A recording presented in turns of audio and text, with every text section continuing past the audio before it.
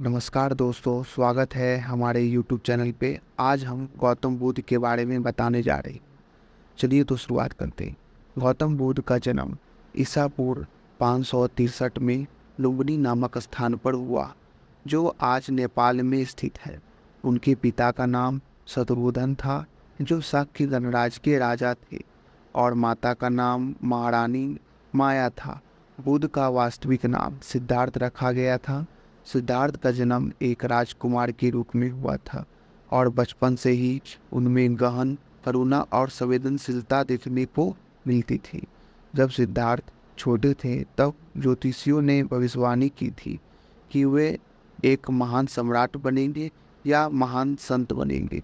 इस भविष्यवाणी को सुनकर राजा शत्रुघ्न ने उन्हें राजमहल की सुख सुविधा में बांध कर रखा, ताकि उनका मन संसार के दुखों की ओर न जाए।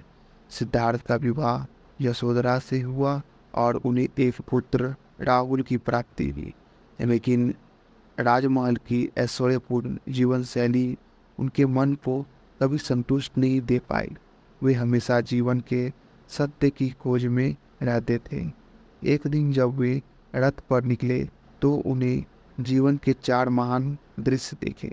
एक वृद्ध व्यक्ति दिखा, एक बीमार व्यक्ति दिखा, एक वृद्ध शरीर दिखा और एक सन्यासी का जीवन दिखा। इन दृश्यों ने उनके अंतर्मन को झंझोर के रख दिया। उन्होंने सोचा कि जीवन का मूल सत्य क्या है। यदि मृत्यु, रोग और दुख अटल है, तो इनकी समाधान के लिए खोज करना ही वास्तविक उद्देश्य होना चाहिए। इन्हीं विचारों ने उन्हें वैराग्य की ओर प्रेरित किया। रात के समय उन्होंने अपने पुत्र राहुल और पत्नी यशोधरा को सोते हुए देखा और बिना किसी को जगाए घर छोड़ने का निर्णय लिया।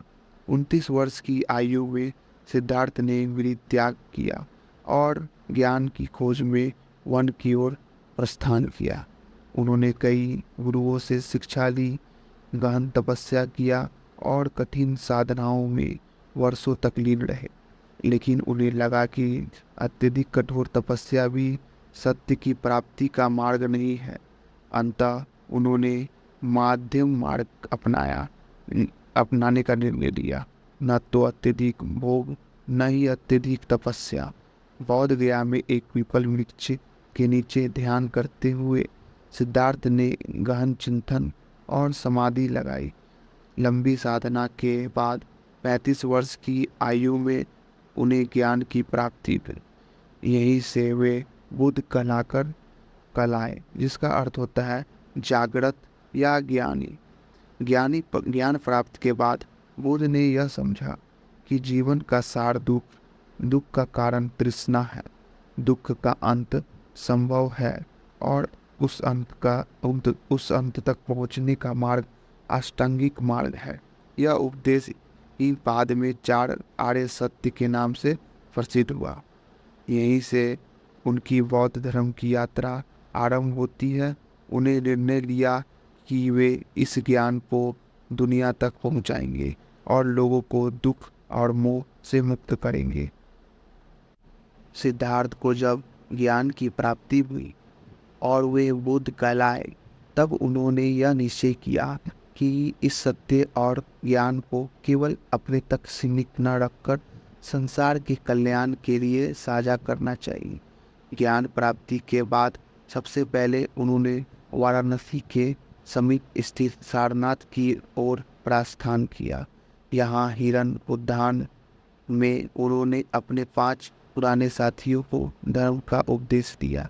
यही उपदेश धर्म चक्र प्रवर्तन कहलाता है। इस उपदेश में उन्होंने 4 आर्य सत्य और अष्टांगिक मार्ग की व्याख्या की। 4 आर्य सत्य इस प्रकार हैं। संसार में दुख है, पहला। दूसरा जो है, दुख का कारण तृष्णा है, मतलब इच्छा और शक्ति। तीसरा जो है, दुख का अंत संभव है। और चौथा जो है, दुख से मुक्ति पाने का मार्ग अष्टांगिक मार्ग है। अष्टांगिक मार्ग में 8 बातें शामिल हैं: सम्यक दृष्टि, सम्यक संकल्प, सम्यक वाणी, सम्यक कर्म, सम्यक आजीविका, सम्यक अप्रयास, सम्यक स्मृति, सम्यक समाधि यही मार्ग जीवन को संतुलित और शुद्ध बनाता है। सारनाथ से ही बुद्ध धर्म का प्रचार आरंभ हुआ और यहाँ से बौद्ध संघ की स्थापना भी हुई। संघ में भिक्षुओं और भिक्षुएं शामिल होने लगे।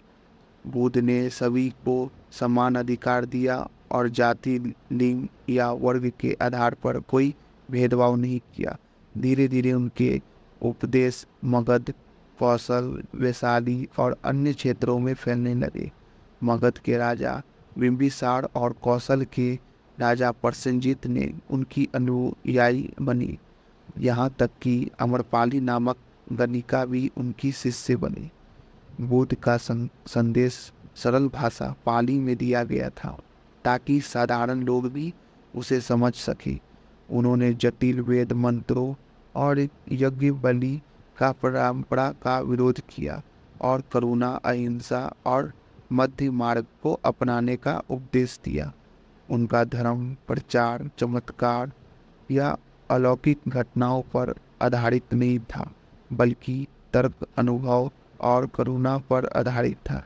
यही कारण है कि लोग बड़ी संख्या में उनके अनुयायी बनने लगे। बुद्ध ने जीवन भर यात्रा की और लोगों को उपदेश दिया और संघ को मजबूत बनाया। उनके अनुयायियों ने की संख्या लाखों में पहुंच गई थी। ज्ञान के प्रकाश से संसार को आलोकित करने वाले गौतम बुद्ध ने अपने जीवन के अंतिम दिनों में भी निरंतर धर्म प्रचार में लगे रहे। उन्होंने 45 वर्ष तक उपदेश दिया और संघ को मजबूत बनाया। अपने जीवन के अंतिम चरण में वे कुशीनगर की ओर गए। मार्ग में उन्होंने अपने शिष्य आनंद और अन्य भिक्षुओं को अंतिम उपदेश दिया। उन्होंने कहा, सभी वस्तुएं नश्वर है। साधना में लगकर अपने उद्धार का मार्ग स्वयं प्रशस्त करो। कुशीनगर पहुंचने के बाद वे साल वृक्ष के नीचे शांति से लेट गए। कहा जाता है कि उसी समय उन्होंने महापरिनिर्वाण प्राप्त किया। यह घटना ईसा पूर्व 483 के आसपास मानी जाती है। उनकी आयु उस समय 80 वर्ष की थी। बुद्ध के महापरिनिर्वाण के बाद उनके अनुयायी ने अत्यंत दुखी हुए, लेकिन उन्होंने बुद्ध के उपदेशों को आगे बढ़ाने का संकल्प लिया। उनके शरीर का अंतिम संस्कार उसी नगर में ही हुआ।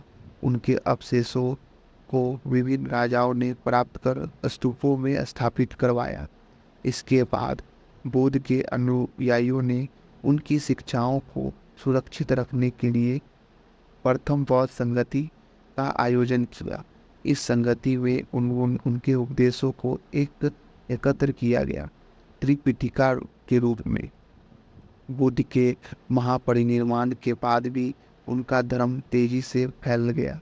अशोक महान जैसे सम्राट ने बौद्ध धर्म को पूरे भारत में ही नहीं बल्कि श्रीलंका, म्यांमार, नेपाल और अन्य देशों तक पहुंचाया। बौद्ध धर्म की विशेषता यह थी कि जाति पाति और ऊंच नीचे से मुक्त था। इसमें करुणा, अहिंसा और शांति का संदेश था। यही कारण है कि यह भारत ही नहीं बल्कि पूरे एशिया में प्रमुख धर्म बन गया।